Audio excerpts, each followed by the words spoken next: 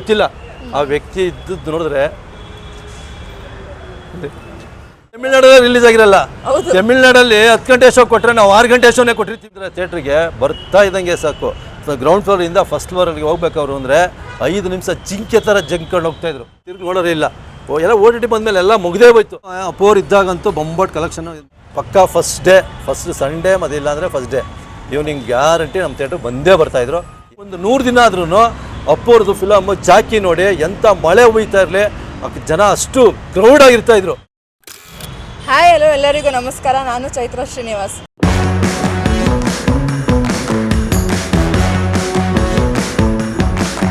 ನಮ್ಮ ಜೊತೆ ಇದ್ದಾರೆ ಇವತ್ತು ಪ್ರಸನ್ನ ಥಿಯೇಟರ್ ಅವರ ಬುಕ್ಕಿಂಗ್ ಮಾಲೀಕರು. ಸರ್ ನಿಮ್ಮ ಹೆಸರು? ಲೋಕೇಶ್ ಅಂತ, ಪ್ರಸನ್ನ ಥಿಯೇಟ್ರ್ ಬುಕ್ಕಿಂಗ್ ಕ್ಲರ್ಕು. ನಮಗೊಂದು 25-26 ವರ್ಷದಿಂದ ನಾವು ಇಲ್ಲಿದ್ದೀವಿ. ಮತ್ತು ಏನಪ್ಪ ಅಂತಂದರೆ ನಾವು ಪ್ರಸನ್ನ ಪ್ರಮೋದಲ್ಲಿ ಅವಾಗಿಂದ ಅಷ್ಟೇ, ನಾನು ಸೇರೋಕ್ಕೂ ಮೊದಲಿಂದನೂ ಅಷ್ಟೇ ಪ್ರಸನ್ನ ಪ್ರಮೋದ್ ಅಂದರೆ ಇಡೀ ಬೆಂಗಳೂರಿಗೆ 2 ಕಣ್ಣಿದ್ದಂಗೆ. ಆದರೆ ಏನಪ್ಪ ಅಂದರೆ ಅಪ್ಪು ಅವ್ರದ್ದು ಆಗಲಿ, ರಾಜ್ಕುಮಾರ್ ಫ್ಯಾಮಿಲಿ ಆಗಲಿ, ವಿಷ್ಣುವರ್ಧನ್ ಆಗಲಿ, ದರ್ಶನ್ ಅವರಾಗಲಿ, ರವಿಚಂದ್ರನ್ ಆಗಲಿ, ಯಾರು ಫಿಲಮ್ ಬಂದರೂ ಅಷ್ಟೇ, ಅಂಬರೀಷ್ ಅವ್ರದ್ದೇ ಆಗಲಿ ಫಸ್ಟು ಕನ್ನಡ ಫಸ್ಟ್ ಇದ್ದಿದ್ದು.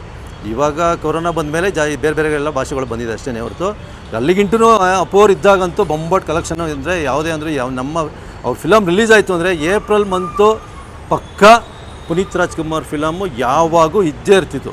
ವರ್ಷಕ್ಕೆ 2 ಫಿಲಮ್ ಬರ್ತಾಯಿತ್ತು ಮಿನಿಮಮ್ಮು. ನಮಗೆ ಏಪ್ರಿಲಲ್ಲಿ ಏಪ್ರಿಲ್ ಬರ್ತಾಯಿತ್ತು. ನಮ್ಗೆ ಯಾವುದೇ ಮಕ್ಕಳು ವಿದ್ಯಾಭ್ಯಾಸಕ್ಕೆ ಆಗಿರಲಿ, ನಮ್ಮ ಕಲೆಕ್ಷನ್ಗಾಗಲಿ, ನಮ್ಮ ಯಜಮಾನರು ಅಷ್ಟೇ. ಪ್ರಸನ್ನ ಪ್ರಮೋದ್ಗೆ ಅಪ್ಪೋರ್ ಪಿಕ್ಚರು ಅಂದರೆ ಒಂದು ಬುಕ್ಕಿಂಗ್ ಇದ್ದಂಗೆ ಇರೋದು ಅವ್ರು ರಿಲೀಸ್ ಆದರೆ, ಆಯಿತಾ. ಮತ್ತು ಏನಪ್ಪ ಅಂದರೆ ಅವರು ಯಾವ ಫಿಲಮ್ ರಿಲೀಸ್ ಆದರೂ ಅಷ್ಟೇ ಅವ್ರ ಫ್ಯಾಮಿಲಿ ಅವ್ರದ್ದು ಯಾವ ಫಿಲಮ್ ರಿಲೀಸ್ ಆದರೂ ಅಪ್ಪು ಅವ್ರ ಸರ್ ಆಗಲಿ ಮತ್ತು ಶಿವಣ್ಣ ಆಗಲಿ ಪಕ್ಕಾ ಫಸ್ಟ್ ಡೇ, ಫಸ್ಟ್ ಸಂಡೇ ಮತ್ತು ಇಲ್ಲಾಂದರೆ ಫಸ್ಟ್ ಡೇ ಈವ್ನಿಂಗ್ ಗ್ಯಾರಂಟಿ ನಮ್ಮ ಥಿಯೇಟ್ರ್ ಬಂದೇ ಬರ್ತಾಯಿದ್ರು. 2 ಥಿಯೇಟ್ರಿಗೂ ಅಷ್ಟೇ. ಪ್ರಸನ್ನ ಪ್ರಮೋದ್ಗೆ ಅಷ್ಟೇ ಕಲೆಕ್ಷನ್ನು. ಅವ್ರು ಬಂತು ಅಂದರೆ ಅಷ್ಟೇ ಕಲೆಕ್ಷನ್ನು. ಅವ್ರ ಫಿಲಮ್ ನೋಡೋದಕ್ಕೆ ಒಂದು ಆನಂದ. ಯಾಕೆ ಅಂತಂದರೆ ಫಿಲಮ್ ಸ್ಟೋರಿ ಟೈಟ್ಲು ತಕ್ಕನಾಗಿರ್ತಾಯಿತ್ತು. ಇವತ್ತು ಒಂದು ಫಿಲಮನ್ನು ತೆಗೆದ್ರೆ ಅವ್ರ ಹೆಸರು ಬರೀ ಫಿಲಮ್ ಹೆಸರು ಹೇಳೋಕ್ಕೆ ಬರೋಲ್ಲ. ಅವತ್ತು ಫಿಲಮ್ನ ಹೆಸರಲ್ಲ, ಆ ಸ್ಟೋರಿನೇ ಹೇಳೋಕ್ಕೂ ಇವತ್ತು ಚಿಕ್ಕ ಮಕ್ಕಳು ಸ್ಟೋರಿ ಡ್ಯಾನ್ಸು ಅವ್ರು ಹಾಡನ್ನೇ ಹೇಳ್ಬಿಡ್ತವೆ. ಆ ಮಟ್ಟಿಗೆ ಇತ್ತು ಆ ಫಿಲಮ್ಗಳು. ಇವತ್ತು ತೆಗಿಯೋದ್ರಲ್ಲಿ ಯಾವ ಫಿಲಮ್ಗೂ ಅರ್ಥನೇ ಗೊತ್ತಾಗಲ್ಲ, ಯಾವ ಫಿಲಮ್ಗಳು ಅಷ್ಟೊಂದು ಬರೋದಿಲ್ಲ. ಇವತ್ತು ಹೇಳ್ಕೋಬೇಕು ಅಂದರೆ ಇವತ್ತು ರಿಲೀಸ್ ಆಗೋ ಫಿಲಮ್ಗಳಲ್ಲಿ ಅವ್ರದ್ದೊಂದು ಸ್ವಲ್ಪ ಅಪ್ಪೋರ್ ಬಿಟ್ಟರೆ ಇನ್ಯಾವ ಫಿಲಮು ಕಲೆಕ್ಷನ್ ಯಾವೂ ಬರ್ತಾಯಿಲ್ಲ. ಇವತ್ತು ಈ ಪಿಕ್ಚರ್ಗಳಲ್ಲಿ ಸ್ಟೋರಿಗಳು ಅಷ್ಟೇ. ಮೊದಲು ಎಲ್ಲೆಲ್ಲೋ ಹೋಗಿ ಫಾರಿನ್ಗೆ ಹೋಗಿ ಅಲ್ಲಿ ಇಲ್ಲಿ ತೆಗಿಬೇಕು ಅಂತ ಇರಲಿಲ್ಲ.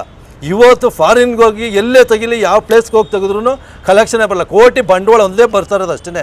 ಕಲೆಕ್ಷನು ಬಂಡವಾಳ ಹಾಕಬೇಕು. ಫಿಲಮ್ಗಳು ಪ್ಲ್ಯಾಪು. ಒಂದು ವಾರಕ್ಕೆ 5 ಫಿಲಮ್ 15 ಫಿಲಮ್ ರಿಲೀಸ್ ಆಗ್ತಾಯಿದೆ.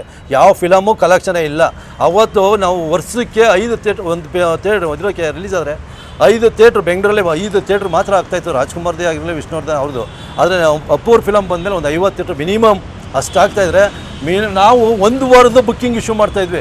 1 ತಿಂಗಳು, ಒಂದು 100 ದಿನ ಆದ್ರೂ ಅಪ್ಪೋರ್ದು ಫಿಲಮ್ ಜಾಕಿ ನೋಡಿ ಎಂಥ ಮಳೆ ಹುಯ್ತಾ ಇರಲಿ ಜನ ಅಷ್ಟು ಕ್ರೌಡ್ ಆಗಿರ್ತಾಯಿದ್ರು. ಅಪ್ಪೋರ್ ಬಗ್ಗೆ ಯಾವ ಸ್ಟೋರಿ ಆಗಲಿ, ಅಪ್ಪೋರ್ ನಗುಮುಖದೇ ಆಗಲಿ, ಅವರು ಇರಾಗಿಂಟೂ ಅದೇ ಥರ ಇದ್ದೇ ಬಾಳಿದ್ರು. ಅದೇ ಥರ ಫಿಲಮು ಜನಕ್ಕೂ ಹಂಗೆ ಕೊಡ್ತಾಯಿದ್ರು. ಅವ್ರ ಫಿಲಮ್ ನೋಡಬೇಕು ಅಂದರೆ ಇವತ್ತು ಯಾರೇ ಆಗಿರಲಿ, ಒಂದು ಫಿಲಮ್ ನೋಡಬೇಕು ಅಂತಂದರೆ ಪಿಕ್ಚರ್ ಚೆನ್ನಾಗಿದೆ ಅಂತ ಕೇಳಿ ನೋಡಬೇಕು. ಅಪ್ಪೋರ್ ಪಿಕ್ಚರ್ನ ಹಂಗಲ್ಲ. ಪ್ರತಿಯೊಬ್ಬರು ಅಷ್ಟೇ ಬುಕ್ಕಿಂಗ್ ಮಾಡ್ಕೊಂಡು, ಇಲ್ಲ ಅವರೇ ಬಂದು ಟಿಕೆಟ್ ಇಶ್ಯೂ ಮಾಡುವಾಗ ಬಂದು ತೊಗೊಂಡು ಹೋಗ್ತಾಯಿದ್ರು. ಫ್ಯಾಮಿಲಿ 10, 15, 20 ಟಿಕೆಟ್ ತಗೊಳ್ತಾಯಿದ್ರು ಒಂದೊಂದು ಫ್ಯಾಮಿಲಿಯಲ್ಲಿ. ಆ ಥರ ಫಿಲಮ್ ನಾವು ಟಿಕೆಟ್ ಇಶ್ಯೂ ಮಾಡಬೇಕಾದ್ರೆ ಬುಕ್ಕಿಂಗ್ 10 ನಿಮಿಷಕ್ಕೆ ಟಿಕೆಟ್ ಇಶ್ಯೂ ಆಗ್ತಾಯಿತ್ತು. ಆ ಮಟ್ಟಕ್ಕೆ ಇರ್ತಾಯಿತ್ತು. ಜನ ಅಂದರೆ ಜನ. ಥಿಯೇಟ್ರುಗಳಲ್ಲಿ 2 ಥಿಯೇಟ್ರು ನಮ್ಮದು. ಒಂದು ಬೆಳಗ್ಗೆ 10 ಕಾಲಿಗೆ ಒಂದು ಥಿಯೇಟ್ರ್ ಆದರೆ 10ವರೆಗೆ ಒಂದು ಥಿಯೇಟ್ರು. ಆ ಥರ ನಾವು ಕಾಲು ಗಂಟೆ ಡಿಫ್ರೆಂಟಲ್ಲಿ ನಾವು, ಯಾಕೆಂದರೆ ಟ್ರಾಫಿಕ್ ಜಾಮ್ ಆಗುತ್ತೆ ಅಂತ ಆ ಮಟ್ಟಿಗೆ ಇತ್ತು. ಇವತ್ತೇನಿಲ್ಲ. ಯಾರೇ ಹೀರೇ ಬರ್ತೀನಿ ಅಂದ್ರೂ ಜನ ಬರೋಲ್ಲ. ಎಲ್ಲ ಫ್ರೀ ಟಿಕೆಟ್ ಮಾಡಿಬಿಟ್ಟಿದ್ದಾರೆ. ಬತ್ತು ಅಂದರೆ ಜನಗಳು ಫ್ರೀ ಟಿಕೆಟ್ ಕೊಟ್ಟರೆ ಬರೋದು ಜನ. ಆ ಮಟ್ಟಿಗೆ ನಮ್ಮ ಥಿಯೇಟ್ರುಗಳಲ್ಲಿ ಅಷ್ಟೇ ಈ ಮಟ್ಟಕ್ಕೆ ಮಾಡಿದ್ದಾರೆ. ಇದನ್ನು ಹೋಗಬೇಕು ಅಂತಂದರೆ ಅಂಥ ಅಪ್ಪುವರಂಥವ್ರು ಬರಬೇಕು. ಇನ್ನು ಅವ್ರು ಬಿಟ್ಟರೆ ಇನ್ಯಾವ ಪಿಕ್ಚರೂ ಇಲ್ಲಿಗಿಂಟು ಯಾವುದೂ ಇಲ್ಲ ಕಲೆಕ್ಷನ್ಗಳು. ಈ ಕಲೆಕ್ಷನ್ ಬರಬೇಕು ಅಂದರೆ ನೋಡಿ 100 ದಿವಸ ಅವತ್ತು ಬುಕ್ಕಿಂಗ್ ಆಗೋಗೋದು. ಇವತ್ತು 100 ದಿವಸ ಅಲ್ಲ, 1 ವಾರ ಓಡೋದೇ ಕಷ್ಟ ಆಗೋಗಿದೆ. ಫಸ್ಟ್ ಡೇ ಒಂದಿನ ಒಂದು ಶೋ ಬಂದರೆ ಇನ್ನೊಂದು ಶೋನೇ ಇನ್ನೊಂದು ಥರ ಕಲೆಕ್ಷನ್ನು. ನಮ್ಮ ಯಜಮಾನ ಅಂತಾರೆ, ಒಂದು ಶೋ ಬಂದದ್ದು ಕಲೆಕ್ಷನ್ನು ಆಲೆ ಬಿದ್ದೋಯ್ತಾ, ಆಗೋಯ್ತಾ, ಅವ್ರ ಕತೆ ಮುಗಿದೋಯ್ತಾ ಅಂತ ಹೇಳ್ತಾರೆ. ಹಂಗಾಗಿದೆ ಪರಿಸ್ಥಿತಿ. ನಾವು 1 ಕೋಟಿಗಳ ಬಂಡವಾಳ ಹಾಕಿರ್ತಾರ, ಥಿಯೇಟ್ರಲ್ಲಿ ಬಂದು ಅಷ್ಟು ಲಕ್ಷ ಇಷ್ಟು ಲಕ್ಷ ಅಂತ ಅಡ್ವಾನ್ಸ್ ಕೇಳ್ತಾರ. ಆ ಪಿಕ್ಚರ್ ಕಲೆಕ್ಷನ್ನೇ ಅಷ್ಟು ಬರೋದಿರಲ್ಲ. ಅದಕ್ಕೆ ಯಾಕೆ ಬರೋಲ್ಲ? ಅವ್ರ ಥರ ಫಿಲಮ್ ತೆಗಿಯೋರು ಇಲ್ಲ, ಡೈರೆಕ್ಟ್ರುಗಳು ಅದು ಏನು ಮಾಡ್ತಾರೆ ಅನ್ನೋದೇ ಗೊತ್ತಿಲ್ಲ. ಅಪ್ಪೋರ್ ಥರ ಅಪ್ಪೋರ್ ಹೋದ್ಮೇಲೆ ಇಲ್ಲಿವರೆಗಿಂಟು ಯಾವ ಫಿಲಮ್ಗಳು ನಮಗೆ ಕಲೆಕ್ಷನ್ನೇ ಬಂದಿಲ್ಲ. ಹೇಳ್ಕೋಬೇಕಂದ್ರೆ ಕೊರೋನಾದಲ್ಲಿ ಅವ್ರ ಒಂದು ಫಿಲಮ್ ರಿಲೀಸ್ ಆಯಿತು. ಆ ಟೈಮಲ್ಲಿ ಜನ ನೋಡೋಕ್ಕೆ ಆಗಲಿಲ್ಲ. ಇವತ್ತಿನವರೆಗೂ ಅಪ್ಪು ಅವ್ರ ಪಿಕ್ಚರ್ ಜಾಕಿ ನಾವು ಹಾಕಿದ್ವಿ. ಹೆಂಗೆ ಅಂತಂದರೆ ನಾವು ಬೆಳಿಗ್ಗೆ 6 ಗಂಟೆಗೆ ಹಾಕಿದ್ರೆ ರಾತ್ರಿ 12 ಗಂಟೆಗೆ ಕೊಡ್ತೀರಾ, ಬೆಳಿಗ್ಗೆ ಆ ಮಟ್ಟಿಗಿತ್ತು. ಸೆಕೆಂಡ್ ರನ್ನಿಂಗ್ ಫಿಲಮೇ ಅಷ್ಟು ಕಲೆಕ್ಷನ್ ಬರ್ತಾಯಿತ್ತು. ನೆಕ್ಸ್ಟು ನೋಡಿ ರಾಜ್ಕುಮಾರ್ ಅದು ನೆಕ್ಸ್ಟ್ ಅದೇ ಥರ ಪಿಕ್ಚರ್ಗಳನ್ನ ಮಾಡ್ತಾಯಿದ್ರೆ ರಿಲೀಸ್ ಬರೋ ಕಲೆಕ್ಷನ್ನು ಇವತ್ತು ಹೊಸ ಪಿಕ್ಚರ್ಗಳಲ್ಲಿ ಕಲೆಕ್ಷನ್ ಬರ್ತಾಯಿಲ್ಲ. ಈಗ ನಾನು ಹೇಳ್ಕೋಬೇಕು ಅಂದರೆ ರಾಜ್ಕುಮಾರ್ ಫಿಲಮ್ ಹಾಕಿದ್ದೀವಿ, ಸಂಪತ್ತಿಗೆ ಸವಾಲು. ಇವತ್ತಿನವರೆಗೂ ಜನ ಬರ್ತಾಯಿದ್ದಾರೆ. ಹೋದ ವಾರ ಫೀಚರ್ ಆಗಿರೋದು ಇವತ್ತಿನವರೆಗೂ ಸಾಯಂಕಾಲ ಟೈಮಲ್ಲಿ ಜನ ಬಂದು ಕೇಳ್ಕೊಂಡು ಹೋಗ್ತಾ ಇರ್ತಾರೆ, ರಾಜ್ಕುಮಾರ್ ಪಿಕ್ಚರ್ ಇದೆಯಾ, ಸಂಪತ್ತಿಗೆ ಸವಾಲು ಇದೆಯಾ ಅಂತ ಕೇಳ್ತಾರೆ. ನೋಡಿ ಹೇಗಿದೆ, ಹೊಸ ಪಿಕ್ಚರ್ ಕೇಳ್ತಾ ಇಲ್ಲ, ಹಳೆ ಪಿಕ್ಚರ್ನೇ ಕೇಳ್ತಾ ಇದ್ದಾರೆ. ಯಾಕೆ ಅಂತಂದರೆ ಆ ಮಟಕಿತ್ತು. ಇವತ್ತು ಇವತ್ತು 8 ದಿವಸದಲ್ಲಿ ಆರ್ಕೆಸ್ಟ್ರಾ ಮಾಡಿ ಇದು ಮಾಡಿದ್ರು. ಎಂತೆಂಥವ್ರು ಹಾಡು ಹೇಳೋರು ರಾಜ್ಕುಮಾರ್ ಹಾಡು. ಆದರೆ ಆ ಸ್ಟೋರಿ ಹಂಗಿತ್ತು, ಆ ಸ್ಟೋರಿನೇ ಹೇಳ್ಬಿಡ್ತಾರೆ ಜನ. ಹಾಡುಗಳನ್ನೂ ಹಂಗೆ ಹೇಳ್ತಾರೆ, ಸ್ಟೋರಿನೂ ಹಂಗೆ ಹೇಳ್ತಾರೆ. ಆ ಮಕ್ಕಳು ಸಣ್ಣ ಮಕ್ಕಳೆಲ್ಲ ಹೇಳೋಂಗಾಗಿದ್ದಾರೆ. ಅಲ್ಲಿ ಬಂದಿದ್ದವರೆಲ್ಲ ಹಾಡು ಹೇಳೋರು. ಆ ಮಟ್ಟಕ್ಕಿತ್ತು ಆರ್ಕೆಸ್ಟ್ರಾ ಅಂದರೆ. ಅಷ್ಟು ಚೆನ್ನಾಗಿ ಮಾಡಿದ್ರು. 2ನೇ ವಾರ ಇದೇನು ಅಂತ ಜನ ಬಂದು ಇವತ್ತಿನವರೆಗೂ ಬರ್ತಾನೆ ಇದ್ದಾರೆ. ಇವತ್ತು ಇನ್ಯಾವ ಪಿಕ್ಚರು ಆ ಥರ ಮಾಡಬೇಕು ಅಂದರೆ ಒಳ್ಳೆ ಡೈರೆಕ್ಟ್ರು ಬೇಕು. ಹೀರೋಗಳನ್ನೇ ಇದ್ದಾರೇನೋ, ಹೀರೋಗಳು ಡಿಫ್ರೆಂಟ್ ಡೈರೆಕ್ಟ್ರು ಮಾಡ್ದಂಗೆ ಇರ್ತದೆ. ಇವಾಗ ಏನಂದರೆ ಥಿಯೇಟರ್ಗಿಂತ ಹೆಚ್ಚಾಗಿ ಎಲ್ಲ OTT ಕಡೆನೇ ಹೋಗ್ತಾ ಇದ್ದಾರೆ. ಬಟ್ ಥಿಯೇಟರ್ ಎಕ್ಸ್ಪೀರಿಯನ್ಸ್ ಯಾರೂ ಮಾಡ್ತಿಲ್ಲ ಅಂತ ಮೂವೀಸ್ ಯಾವುದೂ ಬರ್ತಿಲ್ಲ. ಮೇಡಮ್ ಏನಂದಾಗಿದೆ ಗೊತ್ತಾ, ಅವ್ರು ದುಡ್ಡು ಬಂದುಬಿಟ್ರೆ ಸಾಕು, ಪಿಕ್ಚರು ಜನ ನೋಡ್ತಾರೋ ಬಿಡ್ತಾರೋ ಏನೂ ಬೇಕಾಗಿಲ್ಲ, ಸ್ಟೋರಿಗಳು ಬೇಕಾಗಿಲ್ಲ. ಪಿಕ್ಚರ್ ಹೆಂಗಾರ ಬರಲಿ ಏನಾರ ಬರಲಿ, ದುಡ್ಡು ಮಾಡಬೇಕು, ಇಲ್ಲ ದುಡ್ಡು ಬರಬೇಕು ಅಷ್ಟೇ. ಎಲ್ಲ ಥಿಯೇಟ್ರಿಗೂ ಹಾಕ್ಬಿಡ್ತಾರೆ. ದೊಡ್ಡ ಪಿಕ್ಚರ್ಗಳು ಮಾಡ್ತೀವಿ ಅಂತ ಮಾಡ್ತಾರೆ, ಕೋಟಿಗಳೇ ಬಂಡವಾಳಕ್ಕೆ. ಎಲ್ಲ ಥಿಯೇಟ್ರಿಗೂ ಹಾಕೋದು. 1 ವಾರ ಕಲೆಕ್ಷನ್ ಸುಮಾರು ಬಂದ್ಬಿಡ್ತಾ, ಅವ್ರು ದುಡ್ಡು ಬಂತ ಅಷ್ಟೇ ಮುಗೀತು. ಜನ ಎಲ್ಲಿ ನೋಡಬೇಕು ಬಿಡಬೇಕು ಅನ್ನೋದು ಏನಿಲ್ಲ. ಜನಕ್ಕೂ ತಕ್ಕನಾಗಿ ಸ್ಟೋರಿಗಳೇ ಇಲ್ಲ. ಅವತ್ತು ಇವಾಗ ಲವ್ ಸ್ಟೋರಿ ಪಿಕ್ಚರ್ ತೆಗಿಬೇಕು ಅಂತಂದರೆ ರವಿಚಂದ್ರನ್ ಬಿಟ್ಟರೆ ಇನ್ನು ಯಾರು ಬರ್ತಾಯಿದ್ರು? ಇವತ್ತು ಯಾವ ಪಿಕ್ಚರ್ಗಳು ಇಲ್ಲ ಆ ಥರ. ಅವತ್ತು ಎಲ್ಲ ಬೋರ್ಡ್ ಬರೀಬೇಕಾಯಿತು. ನಮ್ಮ ಥಿಯೇಟ್ರ್ ಮುಂದೆ ಪೋಸ್ಟ್ ಹಾಕ್ತಿದ್ರೆ ಜನ ತುಂಬ್ಕೊಂಡು ಯಾವ ಫಿಲಮ್ ನೆಕ್ಸ್ಟು ಅಂತ ಬಂದು ಪೋಸ್ಟ್ ಹಾಕೋರು ನೋಡೋರು. ಇವತ್ತು ಪೋಸ್ಟ್ ಹಾಕ್ತಾ ತಿರುಗಿ ನೋಡೋರೇ ಇಲ್ಲ. ಎಲ್ಲ OTT ಬಂದಮೇಲೆ ಎಲ್ಲ ಮುಗ್ದೇ ಹೋಯ್ತು. ಎಲ್ಲ ಭಾಷೆನೂ ಹಾಕೋಂಗಾಗೋಯ್ತು. ನಾವು ಕನ್ನಡ ಸೆಂಟ್ರಲ್ಲಿ ಕನ್ನಡ ಬಿಟ್ಟರೆ ಬೇರೆ ಯಾವುದೂ ಆಗ್ತಿರ್ಲಿಲ್ಲ. ಇವತ್ತು ಎಲ್ಲ ಭಾಷೆ ಯಾಕಿಲ್ಲ ಅಂದರೆ ಕನ್ನಡ ಇಲ್ಲ ಫಿಲಮು. ಅದರಿಂದ ನಾವೆಲ್ಲ ಭಾಷೆನೂ ಹಾಕೋಂಗಾಗಿದೆ ನಮ್ಮ ಥಿಯೇಟ್ರ್. ನಾನು ಅಂದರೆ ನಮ್ಮ ಅಪ್ಪ ಒಂದ್ಸಲ ಹೇಳಿದರು, ಅವಾಗೆಲ್ಲ ಅಣ್ಣವ್ರ ಕಾಲದಲ್ಲಿ ಹೆಂಗಿತ್ತು ಅಂದರೆ ಪರಭಾಷೆ ಚಿತ್ರ ಏನಾದರೂ ರಿಲೀಸ್ ಆಗಬೇಕು ಅಂತ ಅಂದರೆ ಅಲ್ಲಿ ಫಸ್ಟ್ ಅವ್ರ ಸೆಟಲ್ ರಿಲೀಸ್ ಆಗಿ ಆಮೇಲೆ ಒಂದು 2-3 ಡೇಸ್ ಆದ್ಮೇಲೆ ನಮ್ಮ ಕರ್ನಾಟಕದಲ್ಲಿ ರಿಲೀಸ್ ಆಗ್ತಿದ್ದು ಅಂತ ಕೇಳಿದ್ದೆ.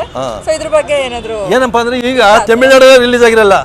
ತಮಿಳ್ನಾಡಲ್ಲಿ 10 ಗಂಟೆ ಶೋ ಕೊಟ್ಟರೆ ನಾವು 6 ಗಂಟೆ ಶೋನೇ ಕೊಟ್ಟಿರ್ತೀವಿ. ಇಲ್ಲಿ ಆ ಮಟ್ಟಕ್ಕಾಗಿದೆ ತಮಿಳ್ ಪಿಕ್ಚರ್.